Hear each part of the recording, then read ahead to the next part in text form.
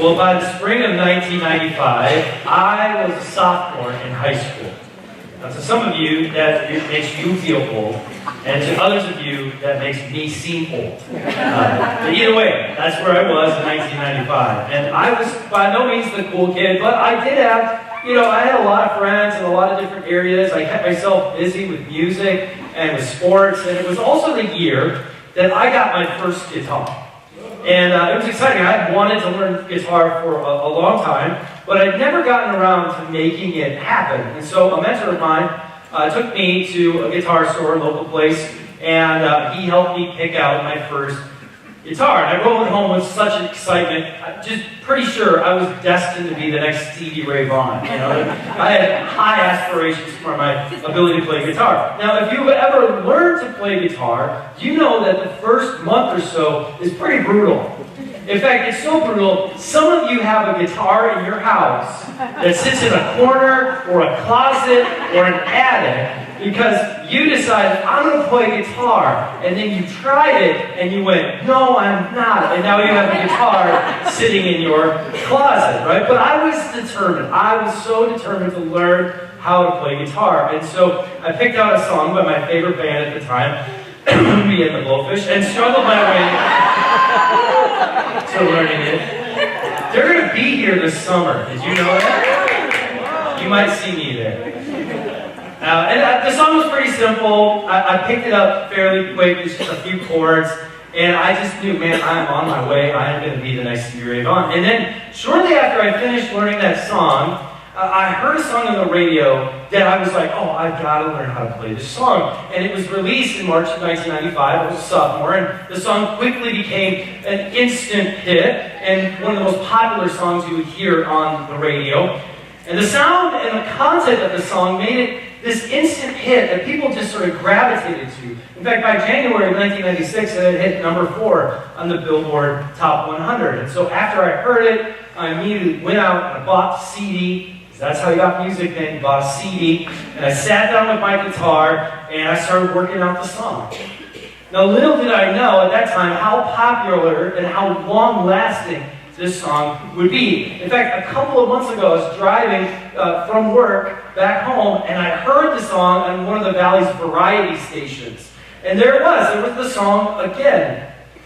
Now, I know what you're doing right now. You are trying to figure out what song I am talking about. And some of you may have already figured out what song I am talking about. But before I reveal what the song is, let me just ask you this question. Who is God to you? Who is God to you? When you think of God, what comes to mind? How does he behave? What does he do? Where does he reside? How does he communicate? I mean, these are questions that we have been wrestling with since the beginning of time. You go all the way back to the book of Genesis, and you can see God's people trying to figure out who is God? How does he relate to me? How do I relate to him? Do we have any relationship whatsoever? And this song in 1995 was wrestling with those same questions 25 years ago. And here's the song.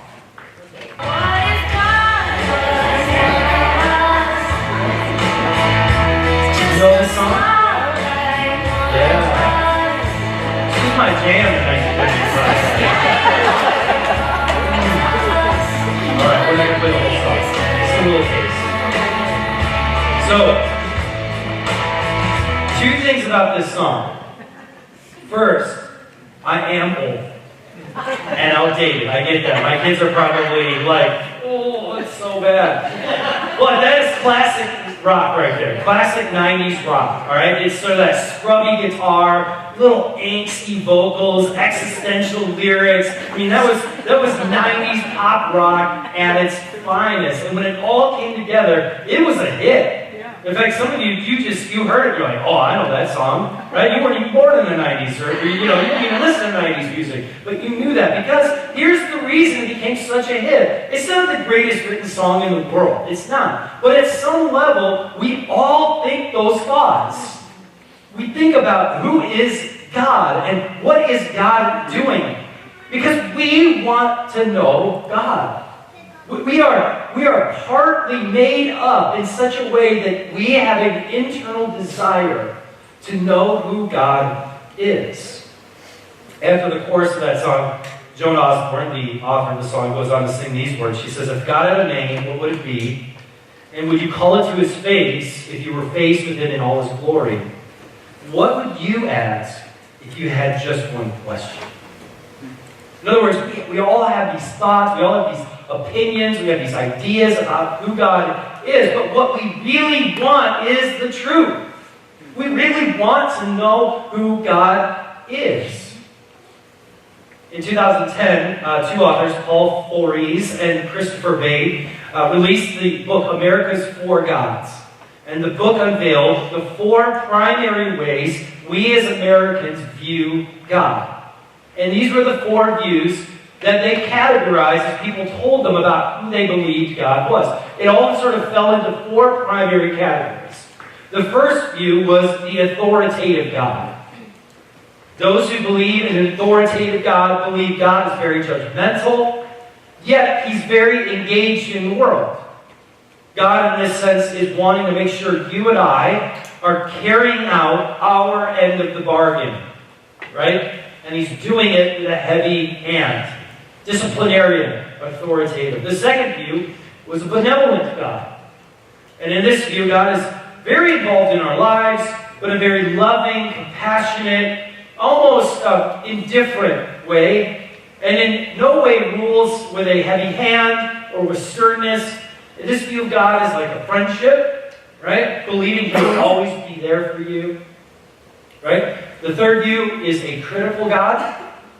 This view of God believes that God is very removed from our daily lives and events and is going to render judgment on us in our afterlife. In other words, God is just waiting for the chance to make sure we set things right once our lives end. That is a terrifying view of God. But many of us hold that view, that we're just going through life and God is keeping a checklist, and that at the end of our life, he's going to judge us and punish us for all of the bad things that we did, even though he's not involved in our lives at all right now. And then the final view that we as Americans had was a distant God, which is to say that God put everything into motion, he got everything created, and then he just left it alone. Fend for yourselves. I don't really care anymore. Fries and Bader found that 95% of people in their survey, they found that 95% of people they surveyed fell into one of these views of God, which means that only 5% of the people they surveyed were atheists, or somebody who didn't believe in a God any way, any shape, or form, which means that the vast majority of us in this room believe something about who God is. We have a view of God, no matter what we may or may not know about him. And our view of God impacts us every day. Look at what Fries says in his book. He says, a person's conception of God is central to how they perceive their world and behave in it. So I'll ask you again, who is God to you? How do you view him? Maybe you saw those four ways of viewing him, like, that's how I view God. That's how I view God.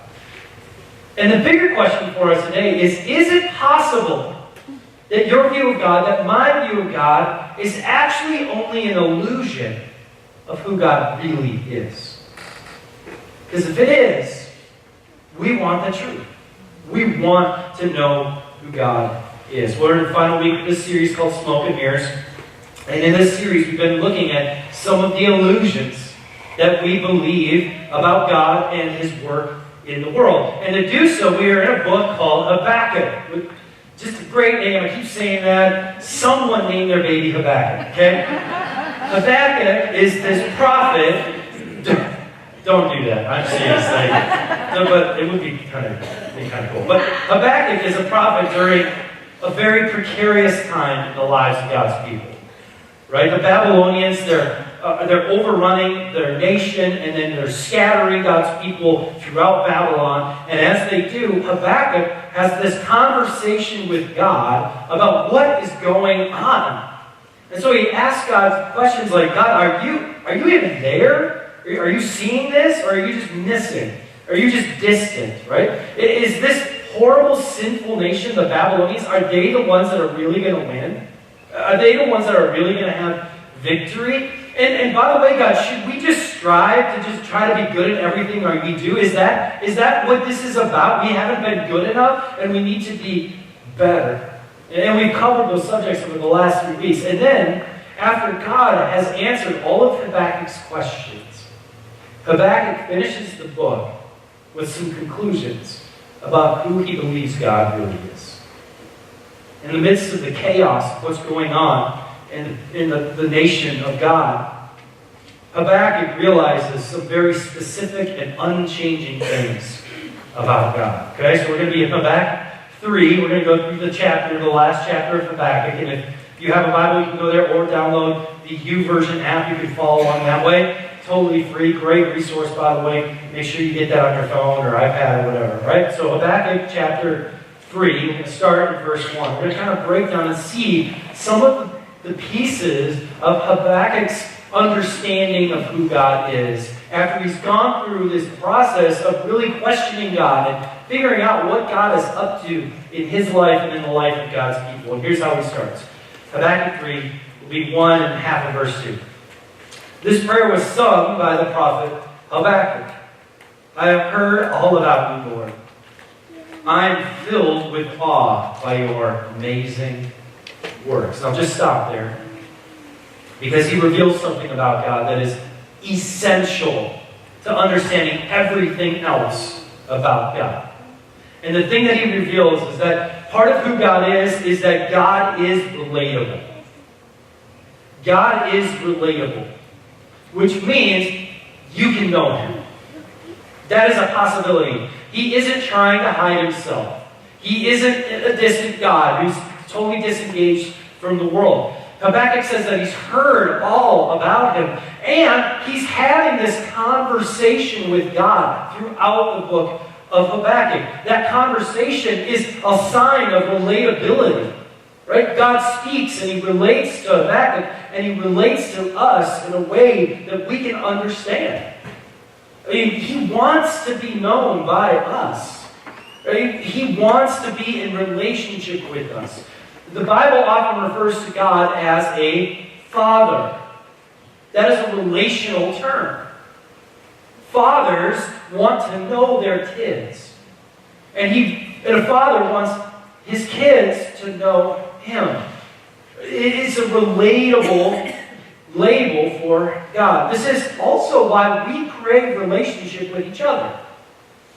Back in Genesis, as God is creating, he creates humans, and he says that he created us in his own image. He created us. We are actually a little bit broken image of who God is. So that internal craving that we have for a relationship isn't because we're human, it's because we're made like God. God is relatable.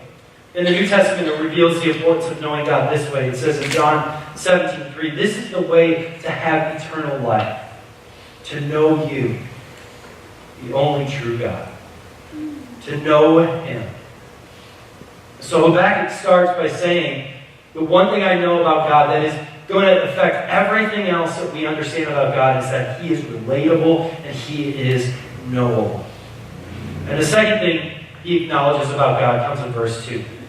He says this, Habakkuk 3:2, in this time of our need, help us again as you did in years gone by, and in your anger, remember your mercy. In but a few verses, Habakkuk reveals that God, yes, is relatable, but God is also faithful. God is faithful. Habakkuk acknowledges the many times that God has come through them. Yes, they're in a precarious spot right now, but he looks over the history of Israel and he realizes, man, if there's one thing true about God, it's that he's relatable and that he's faithful. That no matter what, he comes through. The Israelites were in a mess, but Habakkuk realizes God is here. He is working. When they needed to be rescued in the past, God was there. When things were falling apart, God was there. When there was cause for God to be angry, he showed mercy. And this is incredibly great news for us today. Because we live in a very chaotic, unstable world. And we are reminded by Habakkuk's words, written thousands of years ago, that God is still faithful. And I don't know where you came in today carrying with you. I don't know what circumstances you're facing right now. But if there's one thing I know is true about God, in my life, in the life of other people, in how the Bible describes him, it's that he's relatable and he is faithful. That in the midst of your chaos and instability, he is there. Even when it seems he's not. It's just who God is. It's not something he can escape. He doesn't want to escape it, but he couldn't even if he did. So Habakkuk reveals God is relatable, God is faithful, and then verse 3 and following, he reveals a third quality of who God is. He says in verse 3 through 6, I see God moving across the deserts from Edom, the Holy One coming from Mount Paran. His brilliant splendor fills the heavens, and the earth is filled with his praise. His coming is as brilliant as the sunrise. Rays of light flash from his hands, where his awesome power is hidden. Pestilence marches before him. Plague follows close behind him. When he stops, the earth shakes. When he looks, the nations tremble. He shatters the everlasting mountains and levels the eternal hills. He is the eternal one. Habakkuk is describing the power of God. God is relatable. God is faithful. God is powerful. He makes it really clear where power really resides. He describes God as being on the move, making his mark as he goes along. And when you start to think about the enormous power God possesses, it makes us realize how powerless we really are. I mean, last time I checked, rays of light don't flash out of my hands. And nobody stops, let alone the earth, when I arrive. I don't have anything like God has. I don't have the power to do or be anything that Habakkuk describes here. And yet, Habakkuk realizes, God, you have all of the power. And here's the greatest part of this, is that if God's power can fill the heavens and the earth, then certainly it can work in your life and mine too. We might be powerless compared to God, but God, because he's relatable and because he's faithful, is willing to utilize his power in our lives, that we might experience freedom, that we might experience forgiveness, that we might experience new life. In fact, Paul writes about this power in 2 Corinthians here. He says, this is quoting Jesus, and Jesus says to Paul that my power is great, or works best in weakness. That you might be weak, man, God is all powerful. And whatever power you need in your life to overcome a situation, to overcome sin, or to exercise the calling that God has given you, well, it's only going to come from God. Because let me remind you, God's power is the kind that when he arrives, the earth shakes. God's power isn't just something that sits in heaven and is hidden to all of us and is distant and not available. Paul says, man, it is available to you and to me and to every person who believes in who God is. Now, Habakkuk goes on in chapter 3, starting in verse 13. He says, you went out to rescue your chosen people, to save your anointed ones. You crushed the heads of the wicked and stripped their bones from head to toe. With his own weapons you destroyed the chief of those who rushed out like a whirlwind. Thinking Israel would be easy prey, you trampled the sea with your horses and the mighty waters piled high. It sounds a bit like a script from Game of Thrones, but it's actually an incredible description of God's passion. God is powerful and God is passionate. He is a passionate God. Because you might read a passage like this and be like, geez, God, like settle down, like easy.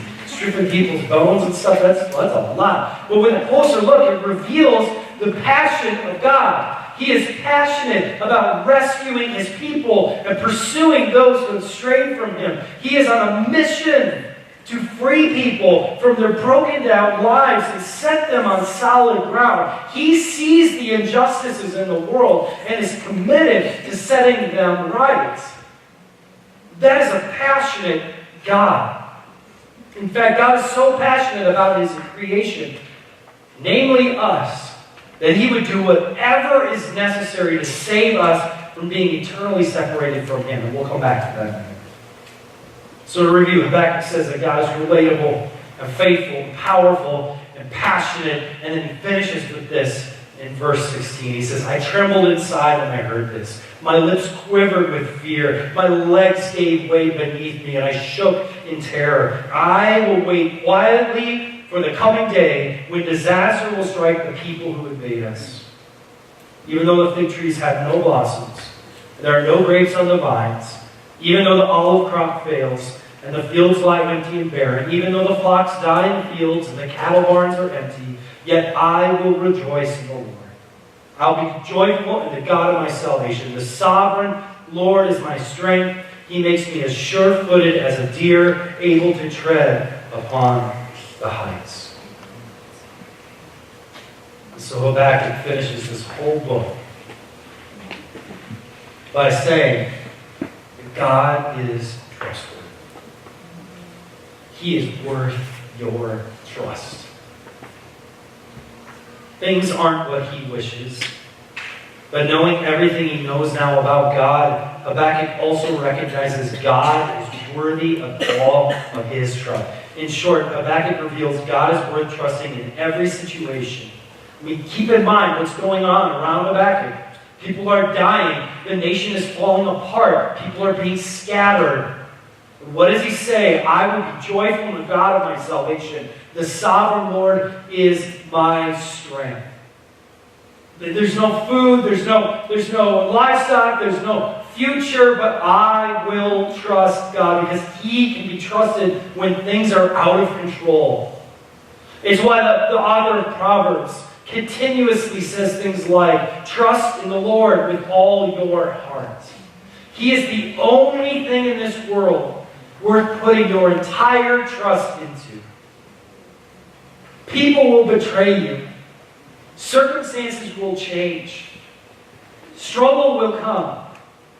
And in the midst of all of that, the one thing that you can trust is a relatable, faithful, powerful, passionate God who loves you.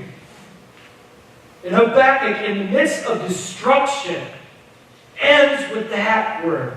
And if Habakkuk can have that kind of faith in trusting who God is, then certainly we can too.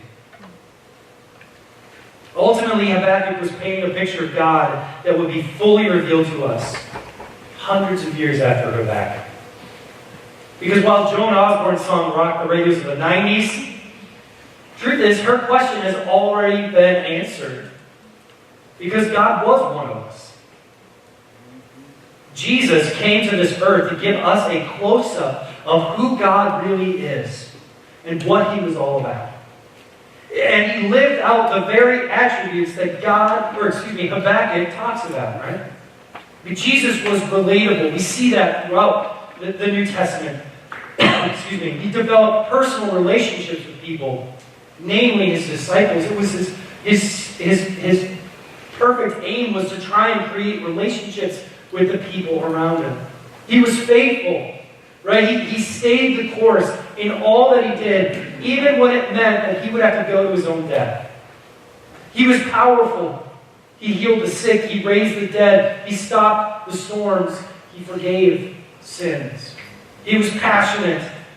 He pursued the broken down and the sinful to the point of his own death, and he was trustworthy. While all of it was going on, he was in complete control when everyone around him thought things were spinning out of control. And because Jesus died, because Jesus rose again, he is still alive and is still all of those things for us. Jesus is still relatable. He is still faithful. He is still powerful. He is still passionate. He is still trustworthy. And therefore, if you want to know who God is, if that's your desire, then get to know Jesus. He is the perfect picture of God who walked this earth. He is everything we need to know about who God is. He is God in the flesh. He embraced and held on to all of the qualities of who God was and showed us what that looks like in our earth. If you want to know who God is, know who Jesus is, believe in Him, read about Him, listen to Him, talk with Him, follow Him. Because I promise you, if you get to know Jesus, you will begin to have more of a full view of who God is and what He is up to in our world. And if you don't know Jesus, the Bible says it's really simple.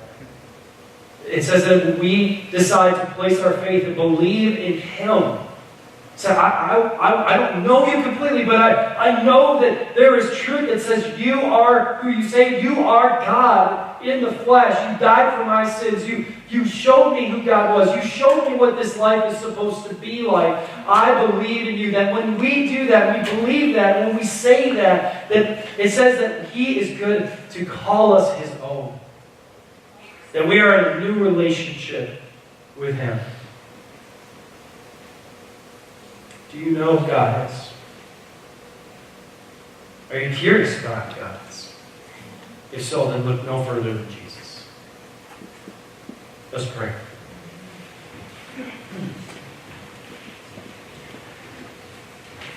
God, as we come to the end of this series and the end of this small little book in the Old Testament, we're grateful that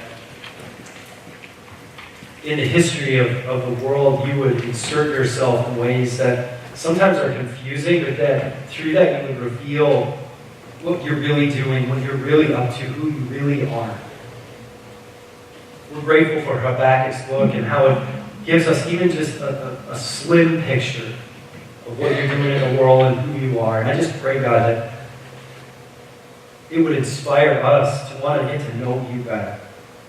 To want to know who you are, this relatable, faithful, powerful, passionate, and trustworthy God. That we would place our faith in our Savior Jesus, who came to this earth to be a human example of who you are, to show us the way, to give us a way to know you, not just on the surface, but to deeply know who you are. And in that process of knowing you, God, I just pray that you would change us.